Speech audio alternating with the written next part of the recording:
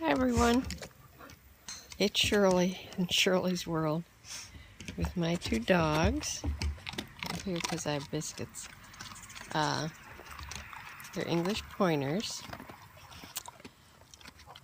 This is Dexter, he's a male. He was my first rescue English pointer. And this is Spirit. Spirit, she's a female, and I got her just last fall. Dexter, the male, I've had for 2 years now. He was a stray that was found. They came walking up to a farm down near Alliance, Ohio. And he was really skinny, had been out for a long while. And a lady on a farm that she had labs. She had 5 show labs, but they're real dog people. She took him in and got him back to his weight. But then winter was coming. He was living in a dog pen there, which was all right in the summer, but in the as soon as winter started coming, these dogs don't have much hair to protect them from the winter, and they don't do well outside in kennels in this climate. I'm in Northeast Ohio. It gets very cold here. So she called the Pointer Rescue Organization, which I'm affiliated with, and they called me to see if I would go down and get Dexter. Where is he? He's over here.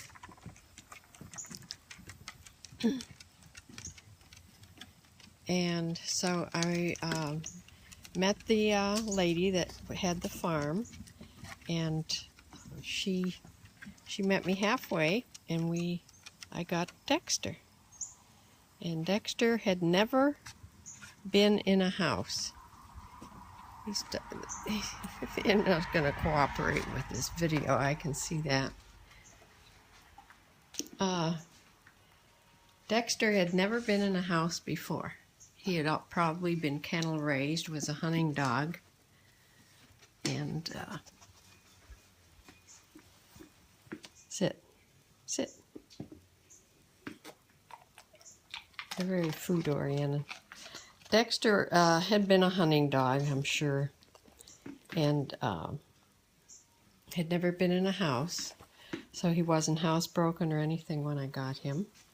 And in fact, when I brought him in the house, I had a kennel. I kennel trained him and housebroke him. And the funny thing is, when I first turned on the television, that big TV over there, he backed up way into the kitchen. He had never seen a television before. Hi, Aaron. Hi, Aaron. And so I knew he had never, ever been in a house. And but we slowly got him house trained. It took maybe 3 weeks. Kennel trained him to be housebroken.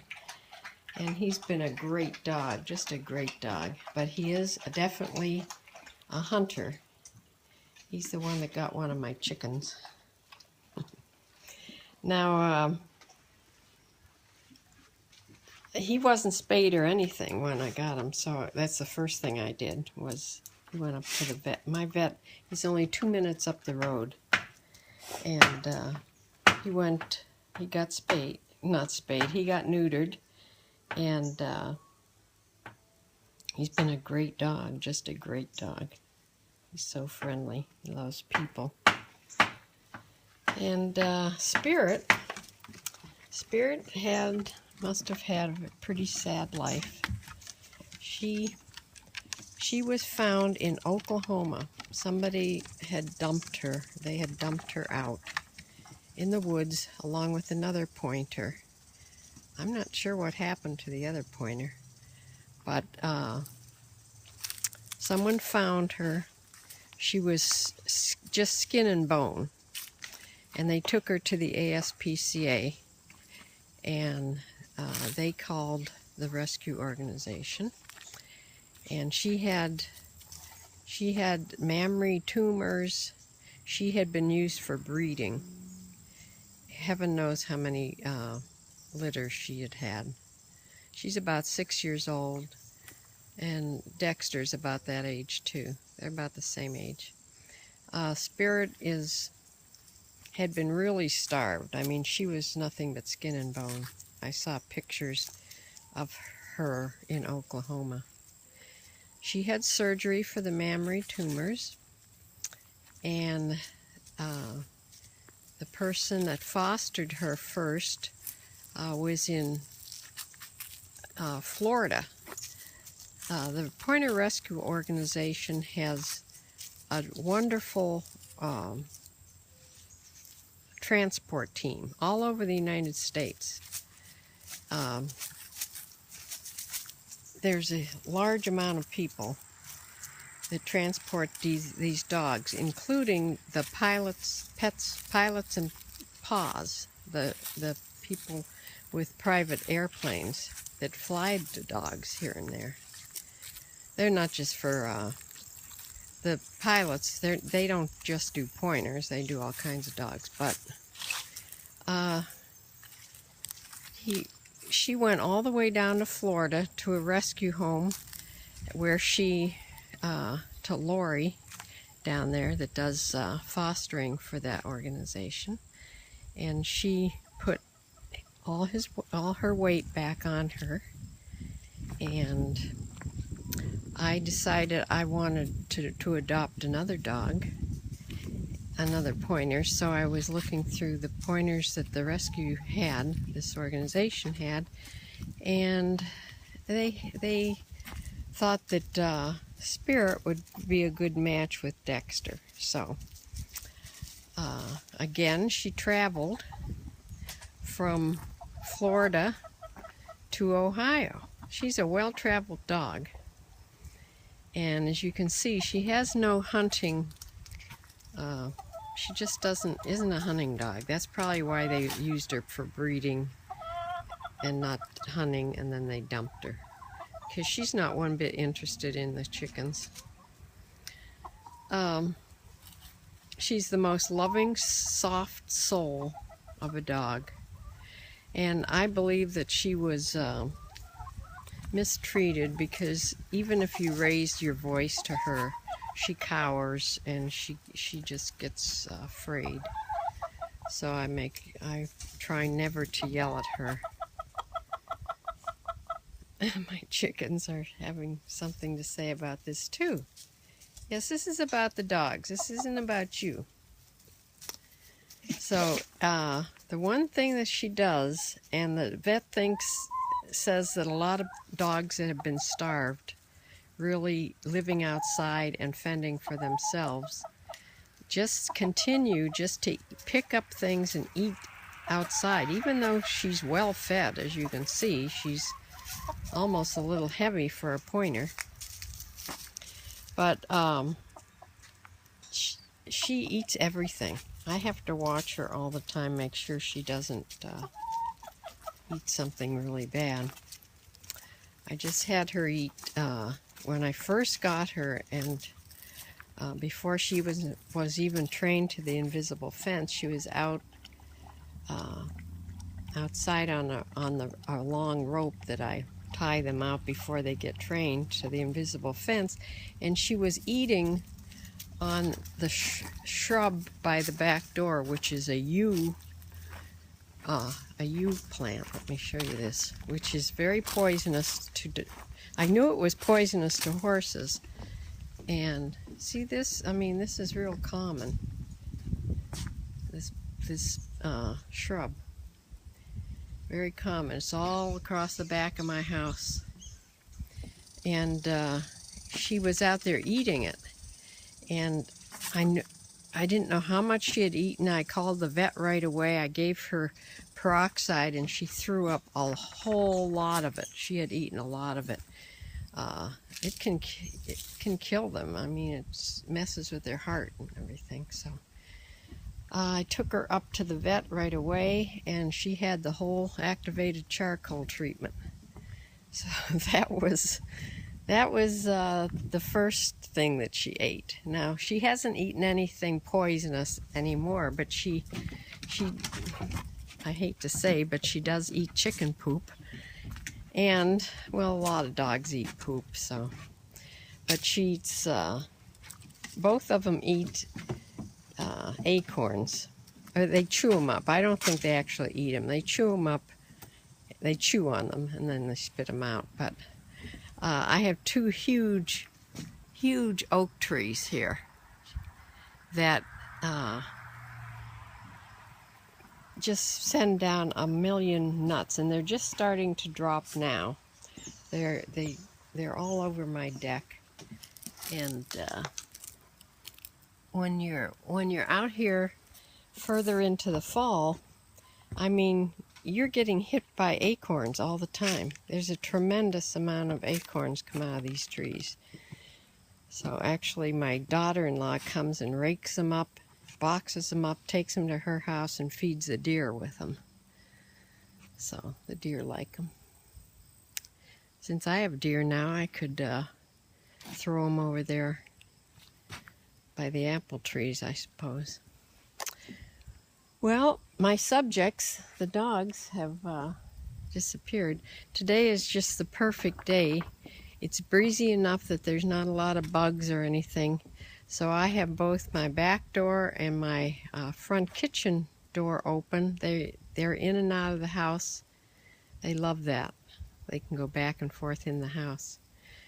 I also, one of my tamest barn cat ventured into my family room this morning.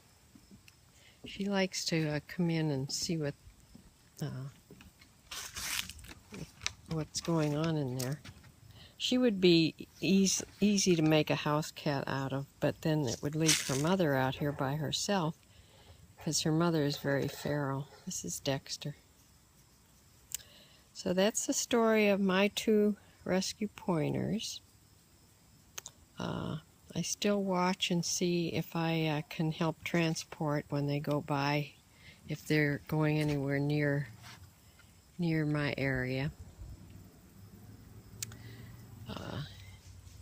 It's a wonderful organization, and if you want to look them up online, it's the Pointer Rescue Organization.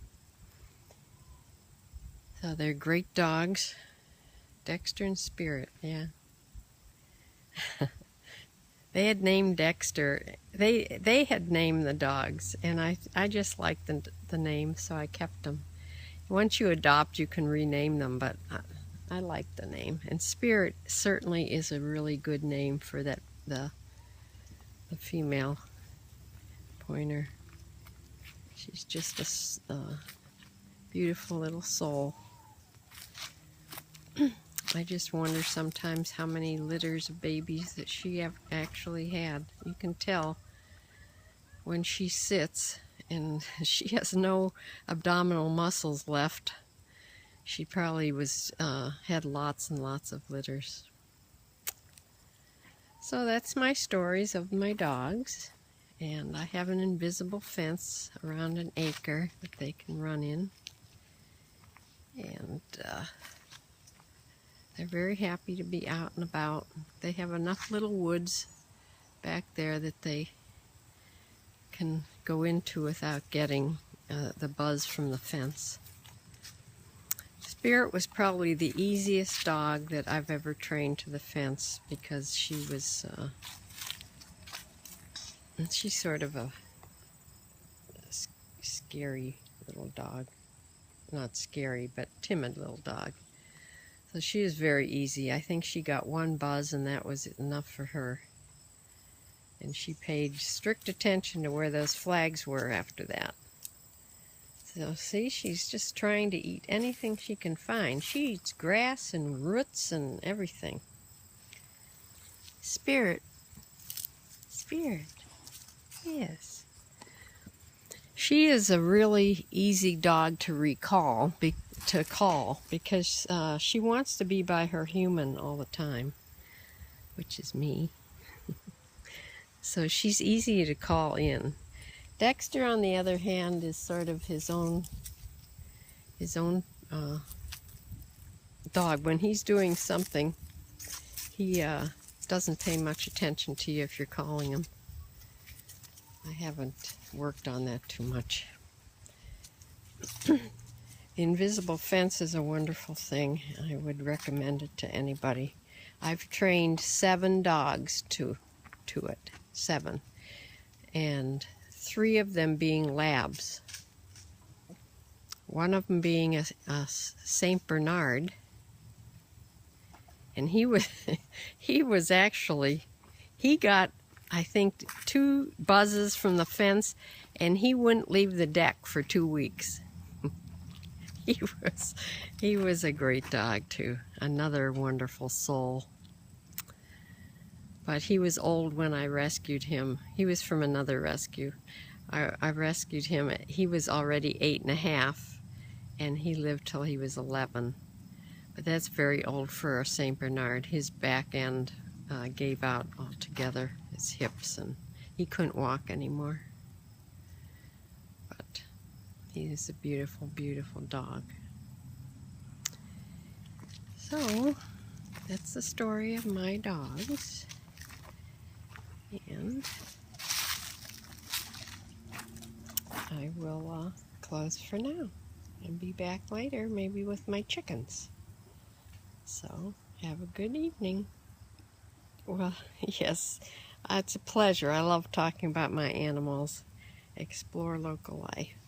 Thank you. Thanks for joining. And thanks for the hearts. And thanks, Heron, for joining me again. I hope my shopping trip this morning wasn't too painful. You know what I noticed on my shopping trip was I sure turn a lot. That's going to drive my sister crazy when she watches the replay. You know, I keep turning the basket and going the other way and then turning around. That made me laugh when I watched the replay. Anyway, I will be back. I plan to shop again. I think I'll try to hold the phone next time so I can do comments better. All right. Well, Spirit says bye.